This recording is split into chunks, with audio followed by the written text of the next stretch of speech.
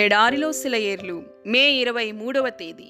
వారు ఎటూ తోచకయుండిరి, శ్రమకు తాళలేక వారు యెహోవాకు మొరపెట్టిరి. ఆయన వారి ఆపదలలో నుండి వారిని విడిపించెను. కీర్తనల గ్రంథము 107వ అధ్యాయము 27-28 వచనాలు.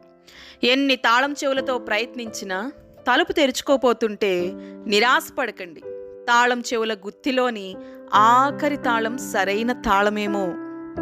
ఎటూ తోచక ఓ మూలను శోక వదనముతో నిలబడి ముందేం జరుగుతున్నదోనని చేతులు నలుపుకుంటూ లోకమంతా పగవారయ్యుంటే ఒంటరితనంలో గుబులుగా దిగులు పడుతున్నావా క్రైస్తవ విశ్వాసి?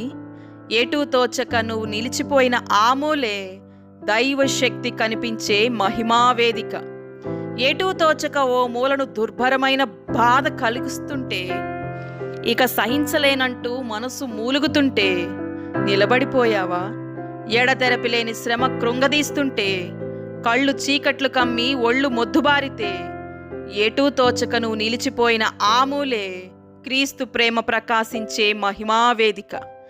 ఎటూ తోచక ఓ మూలను మొదలుపెట్టిన పని నిరర్ధకమైపోతే, పూర్తి కాకుండా ఆగిపోతే, మనసు తనువు భారంతో కృంగిపోతే, పని పూర్తి చేయడానికి శక్తి కరువైతే, చేతుల్లో బలం లేక వణికితే, ఎటూ తోచక నువ్వు నిలిచిపోయిన ఆ మూలే నీ భారాన్ని మోసేవాడు నిలిచి ఉన్నాడు.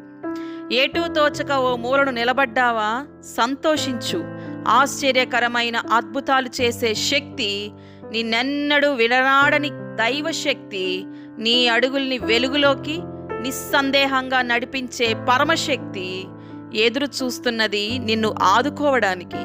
ఎటూ తోచక నువ్వు నిలిచిపోయిన ఆ మూలే సమర్థుడైన దేవుడు నీకు తెలుస్తాడు.